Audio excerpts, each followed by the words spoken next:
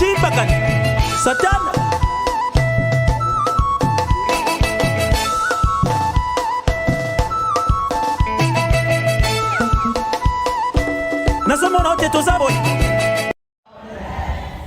Ça commence à venir, c'est pas encore ça. Je dois prêcher jusqu'à dimanche. Alléluia! Pour nos prédicateurs, la voix est très importante. Sans la voix, pas de message. C'est pourquoi on ne doit pas forcer sur la voix pour prêcher. Ça doit être simple, ça doit être libre. Toi-même, tu dois varier. Si tu veux crier, tu veux parler bas, mais de façon à ce que, quel que soit le niveau, vous puissiez entendre. Alléluia. Amen. Est-ce que quelqu'un croit que Jésus a gagné dans cette transaction? Je n'ai pas le sentiment de dans le temps de 20 heures. Est-ce que quelqu'un croit que Jésus a gagné dans cette transaction?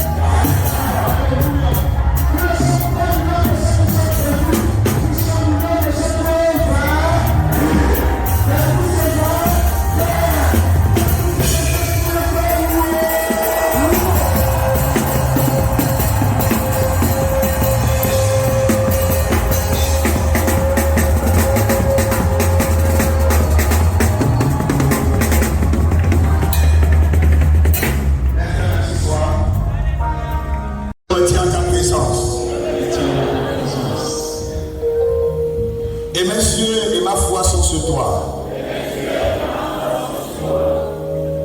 Je sais une chose. Tu es le seul qui sait enflammer les ondes. Avant d'aller au ciel, Jésus mon Seigneur a dit, je recevrai une puissance quand tu viendras chez moi et je deviendrai ton témoin. Je deviendrai son témoin. Je crois que ta puissance est disponible. Et je suis présent dans ce lieu ce soir afin de recevoir cette puissance. Je veux te voir la déverser dans ma vie. Je veux te voir enflammer ma vie. Je veux te voir embraser ma vie. J'ai un rendez-vous important dans ma génération. J'ai une mission importante dans ma génération. Je ne peux pas me lever par moi-même. Je ne peux pas partir par moi-même. Mes efforts sont vains, inutiles. Mais j'ai besoin d'une chose, ta puissance, ta puissance, ta puissance. Crie après moi, Seigneur Saint-Esprit. Seigneur Jésus. Seigneur Saint-Esprit. Seigneur Saint-Esprit. Enflamme-moi. Enflamme-moi. Enflamme-moi. Seigneur Saint-Esprit. Seigneur Saint-Esprit. Seigneur Saint-Esprit. Embrasse-moi. Embrasse-moi. Embrasse-moi.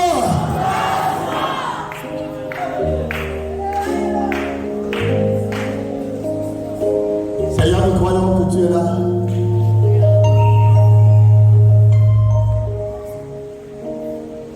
Saint-Esprit, nous savons que tu es présent. Et nous restons levés pour te dire, nous regardons à toi ce soir. Tu l'as fait avant nous, tu le feras avec nous. Tu n'as pas changé. Merci pour ton œuvre. Merci pour ton ministère. Merci Saint-Esprit, parce que tu touches la vie de chacun de nous. Dans le nom de Jésus. Et une assemblée dit avec moi, Amen. Acclamons notre Seigneur. Acclamons notre Seigneur. Alléluia. Rapidement, prenons la Bible. Nous sommes encore dans Néhémie chapitre 2.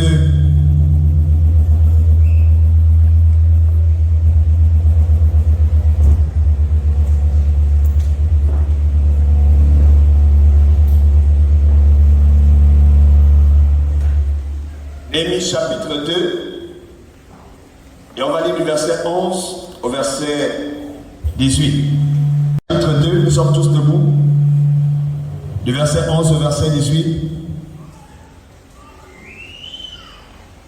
Néhémie chapitre 2, verset 11 au verset 18. Et ensuite nous allons lire dans Nombre chapitre 11, verset 11 à 17.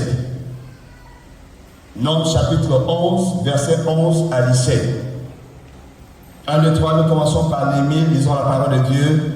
J'arrivais à Jérusalem et j'y passais 3 jours. Après quoi je me levais pendant la nuit avec quelques hommes, sans avoir dit à personne ce que mon Dieu m'avait mis au cœur de faire pour Jérusalem. Il y avait avec moi d'autres bêtes de somme que ma propre monture. Je sortis de nuit par la porte de la vallée et je me dirigeais contre la source du dragon et vers la porte du fumier, considérant les murailles en ruine de Jérusalem et réfléchissant à ces portes consumées par le feu. Je passais près de la porte de la source et de l'étang du roi, et il n'y avait pas de place par où peut passer la bête qui était sous moi. Je montais de nuit par le torrent et je considérais encore la muraille. Puis je rentrai par la porte de la vallée et je fus ainsi de retour. Les magistrats ignoraient où j'étais allé et ce que je faisais. Jusqu'à ce moment, je n'avais rien dit aux Juifs, ni aux sacrificateurs, ni aux grands, ni aux magistrats, ni à aucun de ceux qui s'occupaient des affaires. Je leur dis alors, vous voyez le malheureux état où nous sommes. Jérusalem est détruite et ses portes sont consumées par le feu. Venez, rebâtissons la muraille de Jérusalem et nous ne serons plus dans l'opprobre. Et je leur racontais comment la bonne main de mon Dieu avait été sur moi et quelles paroles le roi m'avait adressées. Il dit, levons-nous et bâtissons. Et ils se fortifièrent dans cette bonne résolution. Nombres chapitre 11, versets 11 à 17. Nombres chapitre 11, versets 11 à 17. Nombres chapitre 11, versets 11 à 17. 1, 2, 3, lisons ensemble la parole de Dieu. Moïse fut attristé et il dit à l'Éternel, pourquoi affliges-tu ton serviteur? Et pourquoi n'ai-je pas trouvé grâce à tes yeux que tu aies mis sur moi la charge de tout ce peuple? Est-ce moi qui ai conçu ce peuple? Est-ce moi qui l'ai enfanté? Pour que tu me dises, porte-le sur ton sein, comme le nourricier porte un enfant, jusqu'au pays que tu as juré à ses pères de lui donner. Où prendrai-je de la viande pour donner à tout ce peuple? Car il pleure auprès de moi, en disant, donne-nous de la viande à manger. Je ne puis pas, à moi seul, porter tout ce peuple, car il est trop pesant pour moi. Plutôt que de me traiter ainsi, tue-moi, je te prie, si j'ai trouvé grâce à tes yeux et que je ne vois pas mon malheur. L'Éternel dit à Moïse, assemble auprès de toi, auprès de moi, 70 hommes des anciens d'Israël, de ceux que tu connais comme anciens du peuple et ayant autorité sur lui. Amène-les à la tente d'assignation et qui s'y présente avec toi. Je descendrai et là je te parlerai. Je prendrai de l'esprit qui est sur toi et je le mettrai sur eux afin qu'ils portent avec toi la charge du peuple et que tu ne la portes plus à toi seul. Que Dieu bénisse sa parole. Amen. Assieds-toi dans sa présence. Alors que nous arrivons et que nous sommes à cette dernière plénière, le Seigneur a mis dans mon cœur de nous partager cette parole. Et j'espère être le plus bref possible afin que nous ayons un peu plus de temps ce soir pour la prière. Alléluia. Je crois nous avoir déjà dit dans cette convention que dans chaque génération, il se manifeste des besoins précis. Et que pour répondre à ces besoins, Dieu suscite également des personnes, des gens spécifiques, des gens qualifiés, des gens que lui-même connaît et qu'il prend le soin de mettre à part pour cette œuvre. C'est ce qui s'est passé avec Némi. C'est ce qu'il a fait également avec Moïse. Et il a fait avec Samuel. Il a fait avec des juges, parmi lesquels Gédéon, Amiel, Ehud, Shaka et bien d'autres encore. Il a fait avec Jésus, notre Seigneur. Il a fait avec Pierre, Jean, Jacques, Paul et tous les autres. Et ça veut dire à quelqu'un ce soir que tu es la réponse de Dieu pour un besoin dans cette génération. Tu es la réponse de Dieu pour un besoin dans cette génération. Alléluia. Quand Dieu parle de bâtir, ça veut dire qu'il a besoin d'hommes et de femmes qui entendent cet appel. qui se lève comme l'ennemi avec le fardeau et qui se dispose à bâtir avec lui, qui se dispose à mettre leurs mains à la pâte, qui se dispose comme des maçons de boucher les trous. Alléluia. De prendre les pierres, de les tailler pour leur donner une belle forme qui leur permet de s'emboîter dans le mur. La Bible parle de l'église comme étant un édifice qui est composé de pierres vivantes. Composé de pierres. Pierre pas le prénom, mais la pierre. Mais pas des pierres inertes, des pierres vivantes.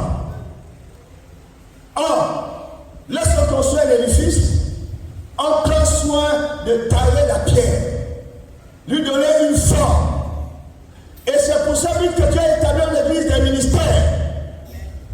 Donc, des apôtres, des prophètes, des évangélistes, des pasteurs et des docteurs, afin de perfectionner ceux qui doivent bâtir. Dieu n'a jamais dit, c'est aux apôtres, aux prophètes, aux évangélistes, aux pasteurs, aux docteurs de bâtir. Il a dit, perfectionnez-les, afin qu'ils bâtissent. Donc dans cette génération, tu es la personne sur qui se porte le regard de Dieu. Alors que toi tu résonnes en toi, et tu dis, c'est ton pasteur, c'est ton apôtre, c'est ton docteur, c'est ton prophète, c'est un évangéliste, Dieu t'a dit non, tu fais faux. C'est toi qui dois bâtir. C'est toi qui dois bâtir. C'est toi qui dois bâtir. Parce que tu n'as pas compris que c'est à toi de bâtir. Et il se trouve malheureusement que, comme dans le cas de Moïse, les serviteurs de Dieu courent sur les fardeaux. Trop de choses à faire. Leur affaire est immense. Elle dépasse notre capacité humaine. Même rempli du Saint-Esprit, ils ne peuvent pas la faire. Le fardeau à porter est trop lourd. Même rempli du Saint-Esprit, il n'est pas possible seul de le porter. Voilà ce qu'a vécu Moïse. Il était à la tête de plus de 600 000 hommes, les hommes, sans compter les femmes et les enfants. On estime donc qu'ils étaient plus d'un million. Et qu'est-ce qui s'est passé? Ces gens avaient des exigences. Ces gens avaient des problèmes. Ces gens avaient des besoins. Premier constat, Exode chapitre 18. Jésus vient rendre visite à Moïse. Et le bon matin, Moïse, comme d'habitude, appelle, convoque le peuple et s'assoit pour le juger. Tout ce qui avait une affaire devait la porter à son attention.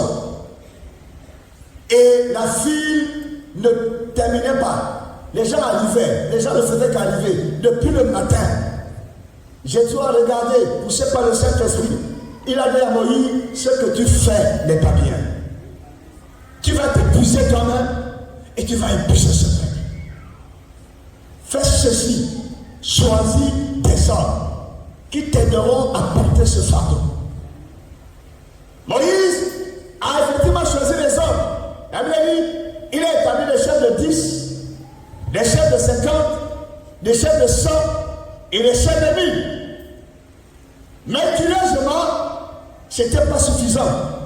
Et on se retrouve dans Nombre chapitre 11. Le peuple a envie de manger de la viande.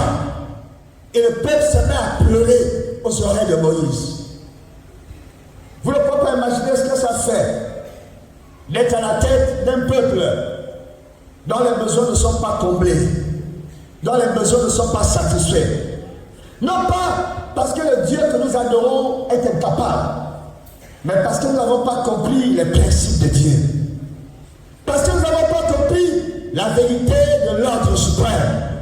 Jésus n'a pas dit à Pierre, à Jean, à Jacques et seulement à ceux-là jusqu'à Paul, allez-vous et faites des nations des disciples. Mais il a parlé aux apôtres et ce jour-là, au milieu des apôtres, il y avait également des disciples simples. Et la Bible dit qu'ils étaient environ 120. Et il leur a dit, allez, qui tous apportent, mais si disciple, tu es disciple, tu es concerné par cet appel. Allez, tu es concerné par cet appel, va. Il leur a dit, allez. Moïse, quand on vit cette expérience, le peuple s'est mis à pleurer. Et tout le monde le regarde. Moïse en veut la viande. Moïse en veut la viande. Moïse en veut la viande. Moïse ne sait pas où trouver la viande pour tant de personnes. Moïse est dépassé. Et il craque. Il ne sait pas trouver Dieu et dit à Dieu, non Seigneur, le mieux que tu puisses faire, c'est de me tuer. On ne peut pas faire ça à quelqu'un. C'est toi qui as libéré ce peuple. Et tu m'as dit, quand c'était, conduis-le. Mais maintenant, ça devient mon problème. Ils veulent la viande, c'est moi le problème. Ils veulent de l'eau, c'est moi le problème. Ils veulent le pain, c'est moi le problème. Seigneur, dis-moi si j'ai trouvé grâce à tes yeux. Mais je peux plus porter ce fardeau. Dieu ne blâme pas Moïse. Mais Dieu dit à Moïse, tu as raison. Le fardeau est trop grand. Le fardeau est trop pesant. Maintenant, fais ceci. Choisis des hommes, 70, des personnes que tu reconnais comme étant qualifiées, comme aimant le Seigneur de tout leur cœur, comme ayant à cœur de faire l'œuvre de Dieu. Dans cette convention, Dieu ne cherche pas le nom. Dieu cherche une femme qui a à cœur de faire son œuvre. Dieu cherche un homme qui a à cœur de faire son œuvre. Dieu cherche un jeune qui a à cœur de faire son œuvre. Alléluia. Il y en a qui crient après leurs besoins. Nous voulons la paix, nous voulons la viande, nous voulons de l'eau. Mais il y en a d'autres qui ont le fardeau de voir la gloire de Dieu. Qui ont le fardeau de voir des âmes sauvées. Qui ont le fardeau de voir les captifs libérés. Et Dieu n'envoie pas son onction sur ceux qui crient et qui réclament à cœur et à cri. Mais Dieu envoie son onction sur ceux qui veulent voir les gens délivrés. Dieu envoie son onction sur ceux qui portent le fardeau. Alors il a dit à Moïse, choisis-les. Ils sont 70. Prends-les et amène-les avec toi dans la terre d'assignation. Parce que ce jour, je vais opérer quelque chose. Alléluia. Je vais opérer quelque chose. Avant d'aller plus loin, je veux que nous relevons ici 3 choses. Quand tu as dit, amène les 70, rassemble-les. Je vais opérer ce transfert. Premièrement, Dieu souligne la nécessité de l'implication du plus grand nombre. L'œuvre de Dieu ne peut pas se faire par ceux-là seulement qui sont établis comme nos conducteurs. Elle doit se faire par toi. Elle doit se faire par toi. L'histoire que dans l'église aujourd'hui, on voit les gens qui vivent au dépens de d'autres personnes n'est pas le plan de Dieu dans le Nouveau Testament. Mais Dieu nous a sauvés en Christ pour que nous soyons des témoins. Pour que tu sois témoin. Pas seulement pour parler, mais pour montrer le monde que Jésus, que tu adores et que tu prêches est vivant. Pas pour que, quand tu rencontres un voisin qui n'est pas Christ, tu cours chercher où est le pasteur Anicet, où est le pasteur Jacques, où est le pasteur John, où est le pasteur Chantal. Viens s'il te plaît. Mon voisin là-bas, il est trop incrédule. Viens lui prêcher l'évangile. Et toi, tu fais quoi? Et toi, tu es qui? De sorte que quand quelqu'un est malade dans ta famille, tu cours. Tu cherches où est l'onction. Dieu a-t-il dit que l'onction était réservée à une catégorie? N'est-ce pas? Il a dit, vous recevrez une puissance. Il a dit au sauveur. Il a dit aussi à toi. Sors des excuses. Sors des fausses excuses. Le temps a sonné. Tu dois parler de Jésus. Tu dois faire la démonstration qu'il est vivant. On entend les chrétiens dire, l'église est morte, l'église manque d'onction. l'aiguillement est puissant. Mais ce que tu ne sais pas, c'est que par la même occasion, tu as été dit, tu es mort, tu manques d'onction, tu manques de puissance, tu as été insulté Dieu. Sors de ces raisonnements. Quand tu dis l'église là, tu regardes qui? Tu me regardes, c'est pas moi. Tu parles de toi-même. Moi, je suis pas faible. Moi, je ne manque pas de puissance. Moi, je ne manque pas d'onction. Je fais ce que Dieu m'a dit de faire. Avec ses serviteurs, nous faisons ce qu'il nous a demandé de faire. Et ce que nous avons demandé de faire dans cette convention, c'est de te dire, lève-toi pour partir. Lève-toi pour partir. Lève-toi pour partir. Lève-toi pour partir. Sur le raisonnement, il faut l'implication du plus grand nombre. Deuxièmement, nous devons reconnaître, comme c'est souligné dans ce texte, qu'il est parfois plus facile de se lever par soi-même, mais de courir tout droit vers l'échec. Alors comment faire pour se lever? Il faut se lever dans la puissance du Saint-Esprit. Alléluia. Lève-toi dans la puissance du Saint-Esprit. Et quelqu'un dira, mais où est le Saint-Esprit? Il est là. Tu veux le voir? Appelle-le, tu le verras. Tu veux l'entendre? Appelle-le, il te parlera. Cherche-le. Il a dit, vous me chercherez et vous me trouverez. Si vous me cherchez de tout votre cœur.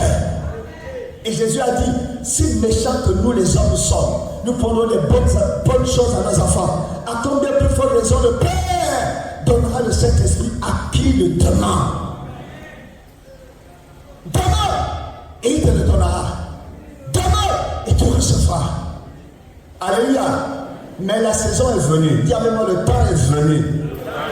Je dois me lever dans la puissance du Saint-Esprit. Que ta chair refuse de le confesser, je t'impose, confesse-le quand même. Je dois me lever dans la puissance du Saint-Esprit. Alléluia. Et la troisième chose, en plus de l'implication, en plus de la nécessité de recevoir, de se lever dans le Saint-Esprit, c'est de comprendre que Dieu a prévu dans cette génération un transfert d'esprit. Il y a des gens qui parlent de ce mot, mais qui l'emploient à tort et à travers.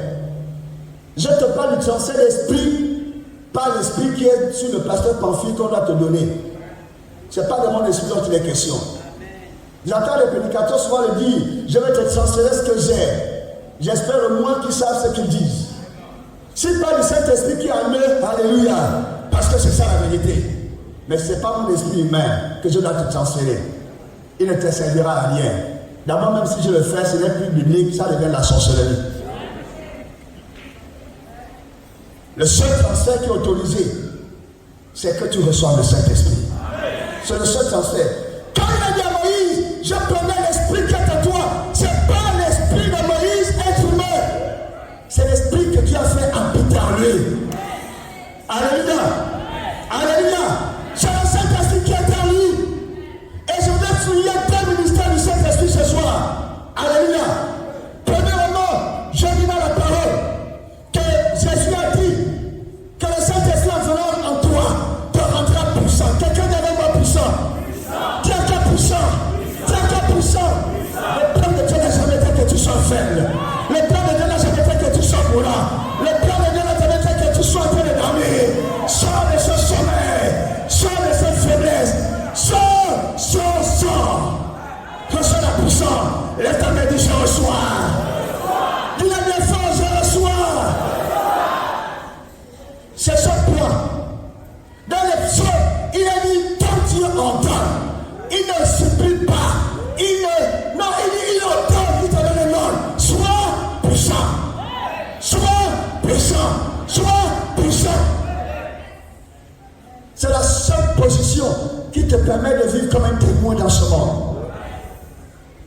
Quand tu es puissant, aucun démon ne peut te menacer.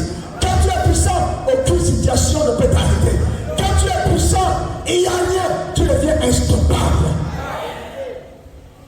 Mais toi, jusqu'à cette convention, petite grippe, tu es stoppé. Petite prière non exaucée, tu es stoppé. Quelqu'un t'a frustré, tu es stoppé. Quoi encore? Quel exemple encore? Tu es stoppé. Finalement, Satan a compris que c'est très facile de te stopper. Dis avec moi, ça s'arrête. À partir de maintenant. Au nom de Jésus, sois puissant. Ton Dieu a ordonné que tu sois puissant. À vie nouvelle, puissant. À Yama, puissant. À Léachette, puissant. À Kana, puissant. À Fanny, puissant. À Vina, à la chapelle, puissant. Au Seigneur, puissant. À Oyem, puissant. Bakoukou, puissant. Koulamoutou, puissant. Pajati, puissant. Le Malonais, puissant. Mouina, puissant. Chinaga, puissant. Jikara Mouadé, la même fois.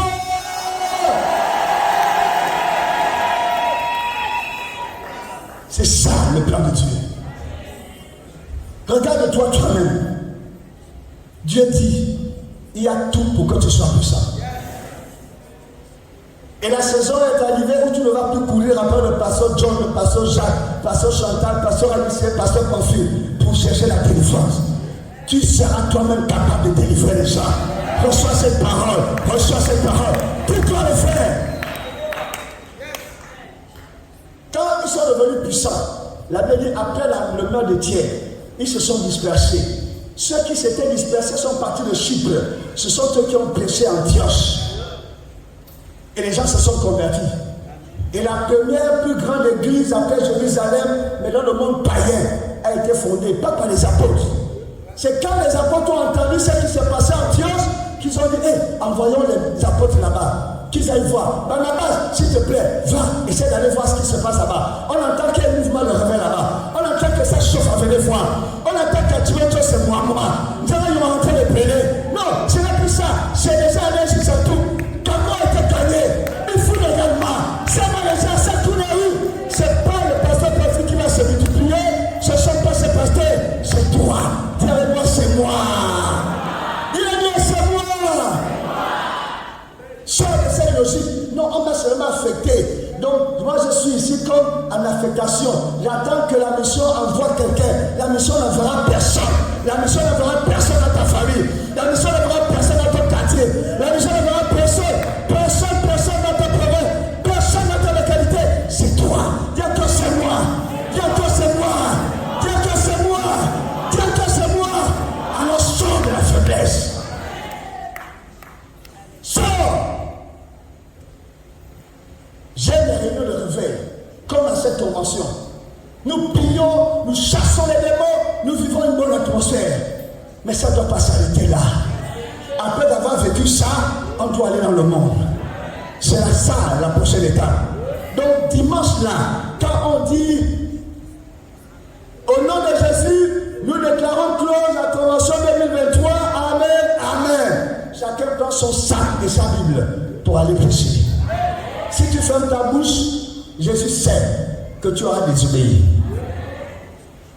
Mais si tu obéis, tu seras surpris de ce que tu vas faire. Que cette assemblée de personnes obéissantes et de chrétiens obéissants acclament le Seigneur. Parce que l'esprit d'obéissance est répandu ici. L'esprit d'obéissance est répandu maintenant. Il est dans l'ensemble de Jésus. Amen. Deuxième ministère que je voulais souligner du Saint-Esprit, il rend la vie. Quelqu'un dit avec moi, il rend la vie. Dis-le bien fort, il rend la vie. Dis-le bien fort, il rend la vie. Romains chapitre 8, verset 11. Si l'esprit de celui qui a ressuscité Jésus d'entre les morts habite en vous, celui qui a ressuscité Jésus d'entre les morts rendra aussi la vie à vos corps mortels par son esprit qui habite en toi. Alléluia. C'est là si tu comprends quelque chose. Le Saint-Esprit n'a plus besoin d'être donné à celui qui est vivant. Il est déjà vivant. Il est déjà vivant par le Saint-Esprit. Je ne parle pas de vivant de la vie biologique. Je parle de la vie de l'Esprit. Alléluia. Il n'a plus besoin. Mais il a besoin de réveiller les morts. Il a besoin de réveiller les cadavres. Il a besoin de transférer la vie de Dieu à quelqu'un qui est là depuis des années et n'avance pas. Dans sa foi, ça n'avance pas. La vie de Pierre est par terre. Le jeûne, ça devient la mort. Sanctifie-toi, c'est possible. C'est le raisonnement matin, raisonnement le soir. C'est tombé matin, tombé le soir. Les dons sont morts. Le ministère a disparu. Toutes les grâces que Dieu a données, plus rien ne fonctionne. Quelle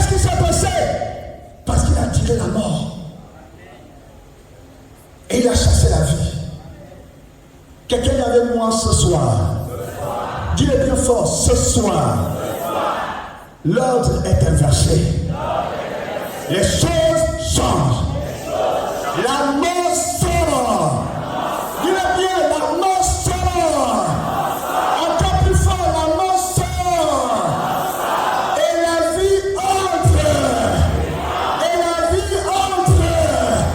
Et la vie entre.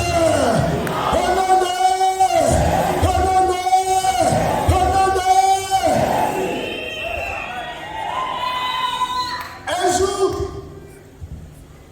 Jésus, j'ai parlé de ça hier, est en train de marcher, mais il allait où? Il allait à la rencontre d'une veuve, mais pas la veuve, il allait à la rencontre des morts, le fils de la veuve, de Naïm. Jésus savait que l'heure de ce jeune homme n'était pas encore arrivée. La mission qui lui était assignée n'était pas encore accomplie. Alléluia. Alors Jésus a reçu le message et il s'est dit, quelqu'un doit ressusciter. Ce n'est pas encore sa fin. Quelqu'un doit se relever. Ce n'est pas encore terminé. Je te l'annonce de la part du Seigneur. Dans cette salle, quelqu'un doit se relever ce soir. Quelqu'un doit se réveiller ce soir. Quelqu'un doit se remettre debout ce soir. Au nom de... Et Jésus rencontre le jeune homme que les gens portaient pour aller le mettre en terre. Donc pour dire c'est terminé. Et il y a un père qui m'a souvent intrigué.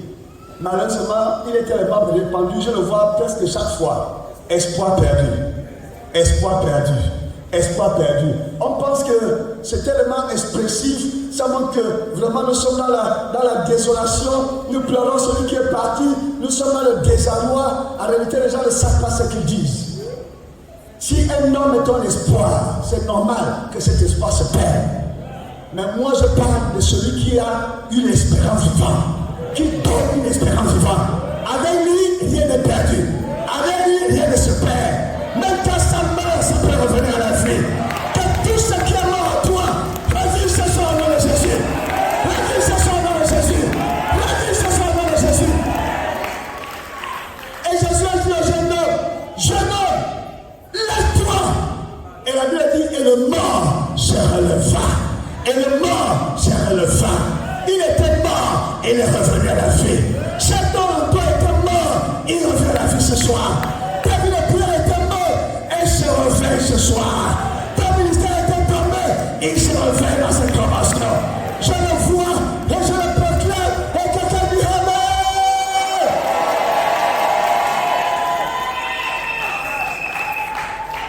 Deuxième fois, il rencontre un homme, un père, déboussolé, abattu. Il pleure sa fille. Ma fille est morte. Jairus. Il dit à Jésus, s'il te plaît, viens vite, certainement elle reviendra à la vie. Mais Jésus est retardé sur le chemin. Pendant les tractations, il est retardé jusqu'à la femme allait toucher son vêtement et il l'a senti et il s'est arrêté pour demander qui m'a touché. Tout ça a perdu du temps. Finalement, l'enfant est mort. Et Jésus arrive et trouve le concert de pleurs.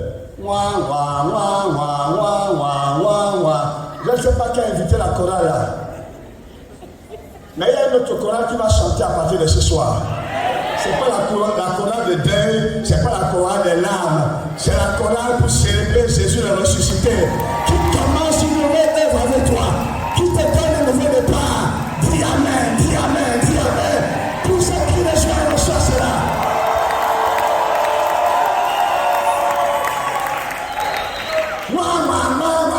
Jésus a dit, hey, qu'est-ce que vous faites là? Elle n'est pas morte, elle dort. Et ils ont dit, ça c'est qui? Qu'est-ce qu'il raconte là? Ça c'est des bêtises. Est-ce que tu sais que les démons ont ri quand ils t'ont vu tomber? Est-ce que tu sais qu'ils ont dansé quand ils t'ont vu par terre?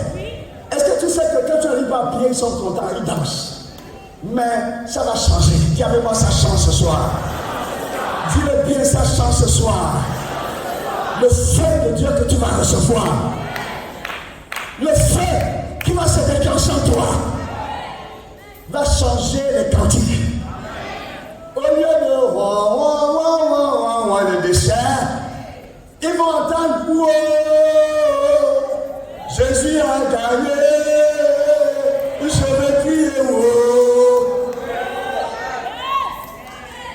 Il y a quelque chose qui me fait du bien quand je dors dans une maison et qu'il y a un frère, une soeur enflammée. Moi, ça ne me dérange pas. Tu entends la nuit, tu es en train de dormir, ça te tire même du sommeil. La personne prie avec ardeur. Oh, c'est tellement merveilleux, c'est tellement extraordinaire. C'est ça qui commence avec toi ce soir. Tu vas parler en langue, tu vas pousser le cri, tu vas prier avec autorité. Les frères vont se déclencher. Quelqu'un dit Joshua.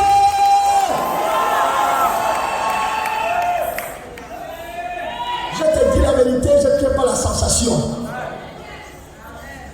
Et parce que tout s'accomplit dans la vie de celui qui reçoit la parole. Reçois et tu vas le vivre. Et tu vas témoigner que ça a été le cas. Et moi je suis sûr que c'est déjà le cas. Je ne veux pas dire que ce sera le cas, j'ai dit c'est déjà le cas. J'ai dit c'est déjà le cas. Dans ta maison, on va encore entendre les cris le matin. On va encore entendre des chants de louange pour Dieu. La mort qui rayonne va dégager. Ceux qui se sont moqués vont prier là-bas.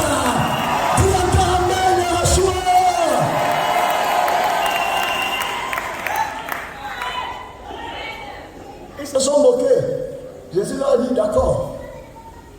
Pierre, Jean, Jacques, papa, maman, allons-y. Ils sont allés dans la chambre. Et il a vu la jeune fille. Il a dit, jeune fille, lève-toi. Il a dit quoi? Non, il a dit dors, n'est-ce pas? Il a dit fais les beaux lèvres, n'est-ce pas? Quand Jésus arrive, on ne peut pas dormir. Quand Jésus est là, il n'y a pas de sommeil. Il y a longtemps que tu n'as pas fait veiller de prière seul. Je t'annonce que ça recommence dans cette saison. Je t'annonce que ça recommence dans cette saison. Je te l'annonce au nom de Jésus. Reçois cette portion, nous reçois. Quelqu'un venait dans votre veille de prière un jour. Après il demande, oh, comment vous priez ici? Il n'y a pas de café. J'ai dit non.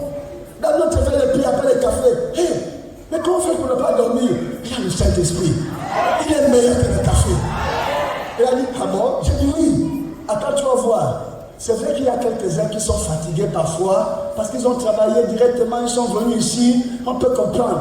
Mais en général, ça ne dure pas le style que quelqu'un tombe, il devient comme un mort. Non, il va pêcher quelques poissons, mais il finit toujours par se réveiller. Et dans la plupart des cas, tu vas voir, la grande majorité restera debout. Il a dit, ah ça, j'ai vraiment envie de voir ça. J'ai dit, assieds-toi, tu vas voir. Et le matin, il me dit, il criait les yeux, il disait, non, vraiment c'est fort. Même moi-même, je n'ai pas dormi. J'ai dit, ah, tu as reçu. Toi aussi, dans son nom de Jésus. Toi aussi, dans son nom de Jésus. Amen. Troisième fois, Lazare est malade. Et puis, ses soeurs sont inquiètes.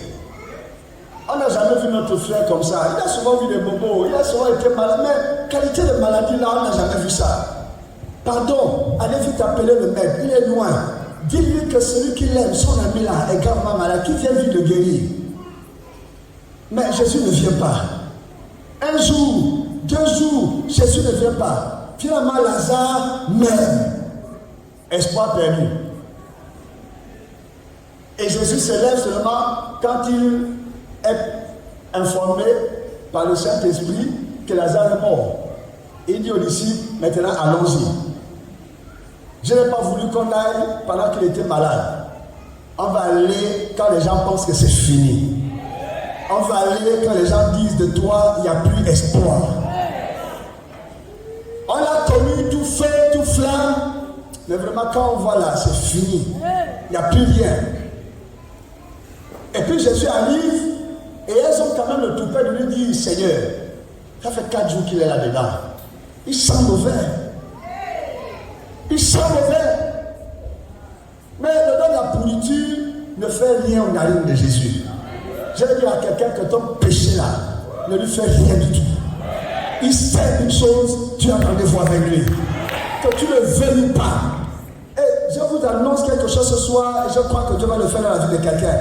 Ça ne se passe pas toujours comme ça. Mais j'ai vu des gens qui se sont entêtés dans des situations jusqu'à ce qu'ils ont donné l'impression que Jésus même ne peut rien faire pour les sortir de là. Je pense que c'est le pasteur Jacques qui nous disait tout à l'heure qu'il a découvert quelque chose. Les sœurs, excusez, mais ce sont comme ça que les vérités sortent. quand une soeur a décidé, surtout à faire relation homme-femme là, tu es son pasteur, tu vas parler comment? Elle ne va jamais t'écouter. Elles sont nombreuses comme ça. C'est seulement quand elle s'est cassée la figure qu'elle va revenir. Tu lui dis, hé maman, c'est pas bon. Elle va s'entêter. Dès qu'elle a mis son cœur, elle a mis les organes. C'est fini. C'est clair. Mais j'ai vu les cas. Jésus a dit, même ta pourriture là, ne me fais pas. Elle ne me fera pas reculer. J'ai dit, tu me serviras, tu me serviras. Le premier cas, c'est la femme samaritaine au pied de Sichar. Tu es prostituée, je m'en fous. Donne-moi de l'eau. Hey, comment tu me parles? Moi, je suis souillé. Je suis samaritaine. Je suis prostituée. Jésus dit, je suis à ce puits-là. Je me suis même assis là pour toi. Aujourd'hui là, tu sors de la prostitution. Aujourd'hui là, tu sors de ce péché. Aujourd'hui là, c'est la chose s'arrête. La femme dit, hey, toi qui es-tu? Je vois que tu es prophète. Nos pères, elle veut détourner le sujet. Elle veut zapper. Nos pères ont dit qu'il faut adorer sur cette montagne. Mais vous vous dites que c'est à Jérusalem que Jésus dit ça là, c'est pas important. Qu'on adore à Jérusalem, qu'on adore sur cette montagne, ça là, ça importe peu. Alléluia. Parce qu'elle a revenu. Et cette heure, c'est que toi, tu dois être un frère adorateur. Tu dois être un frère adorateur. Dans cette saison, tu dois faire partie des frères adorateurs. Jésus lui dit après ça, bon, maintenant on est dans les choses sérieuses. Va appeler ton mari. Elle dit, mais je n'ai pas de mari. Jésus dit, je voulais voir là. Tu as bien fait de dire que tu n'as pas de mari. Parce que le type qui est dans ta maison là, c'est pas ton mari. Le type là, je parle à quelqu'un, le type là. Déteste-moi, je m'en fous. Tous les yeux contre moi, je m'en fous. J'ai l'Esprit de Dieu sur moi maintenant. L'onction de Dieu est sur moi maintenant. Je te dis le type là. Tu l'as laissé à la maison devant la télé. Tu l'as dit au devant avant de venir. Peut-être qu'il n'a même pas fait qu'à toi. Je te dis le type là, c'est pas ton mari.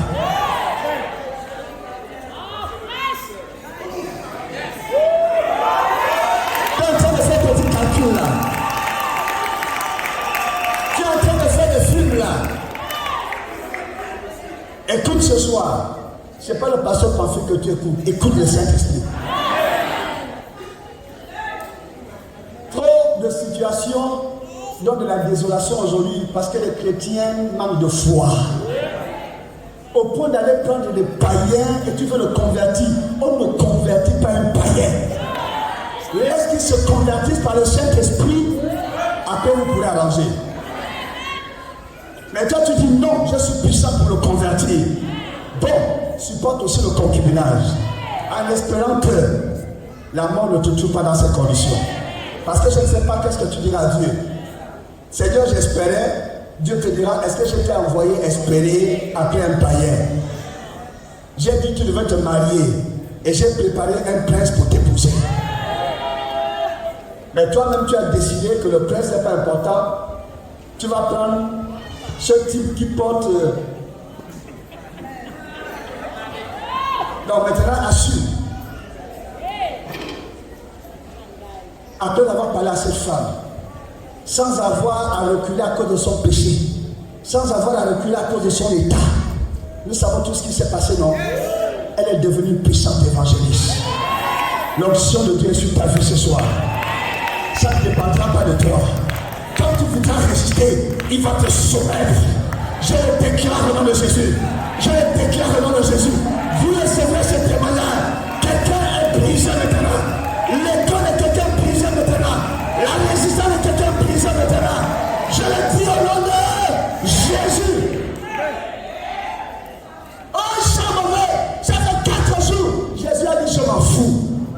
Même si ça fait moi, je m'en fous. Même si c'est comme la vallée des ossements de sécher, je m'en fous. Je suis là pour une mission. Elle doit revivre. Il doit revivre. Et elle doit reprendre sa place. Il doit reprendre sa place. Alléluia. Et finalement, elle voilà devant le tombeau. Bon, on fait comment? Jésus dit, mais on fait ce qui doit être fait. Rouler la pierre. Ce qui a barré la date destinée là, à cette convention est roulé au nom de Jésus. Je déclare que c'est roulé au nom de Jésus. Je déclare que c'est roulé au nom de Jésus. Quand tu t'es converti, Jésus a dit, voici l'évangéliste. Le péché est venu se mettre à la porte et dit, elle ne sortira pas péché. Je déclare au nom de Jésus, ce péché est roulé. Ce péché est roulé. Ce péché est roulé. Quand tu t'es converti, Jésus a dit, voici ma servante, voici mon serviteur. Il me servira. Et la malédiction est venue se déposer sur l'entrée, sur le passage. Et il ne passera pas. Et il ne ira nulle part. L'Esprit de Dieu a dit à Zacharie, dit à Zorobabel, qui est découragé là, mon serviteur là, celui que j'ai choisi, je l'ai établi. Dis-lui, qui est une grande montagne? Qui est une pierre qui fait l'entrée? Qui est une qui barre la foi? Qui sera aplani? Je vois la défaite de tes ennemis. Je vois la disparition de ces malédictions. Elles tombent les unes après les autres maintenant. Elles tombent au nom de Jésus. Ta destinée est libérée au nom de Jésus. Reçois le nom de Jésus. Reçois le nom de Jésus. Reçois le nom de Jésus. Quand c'est le temps de te lever, il n'y a pas de pierre pour te retenir. Quand c'est le temps de te lever, il n'y a pas de situation pour te retenir. Quand c'est le temps de te lever pour bâtir, il n'y a rien. Même pas ton raisonnement pour te retenir. Et dis avec moi, c'est le temps. C'est le temps. C'est le temps. C'est le temps. C'est le temps. C'est le temps. Alors Jésus a dit, Lazare, sort.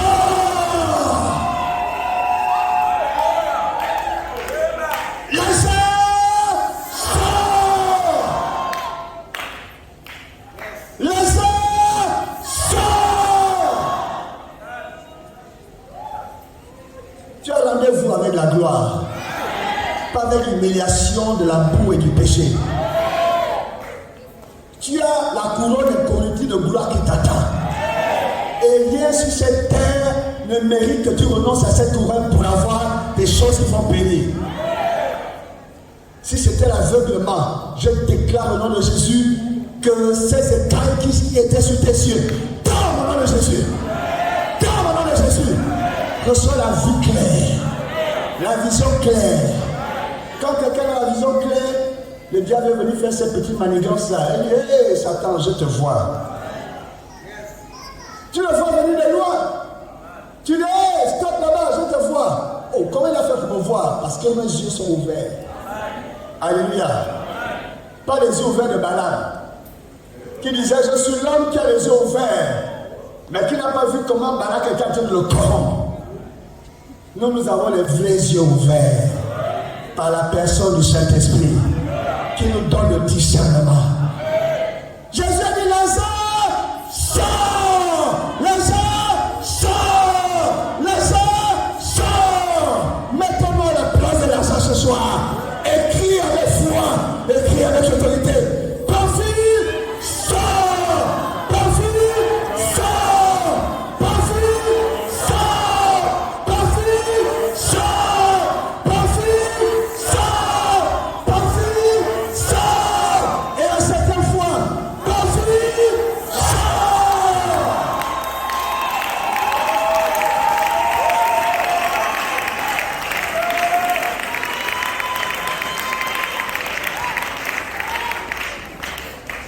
Maintenant, lève-toi sur tes pieds.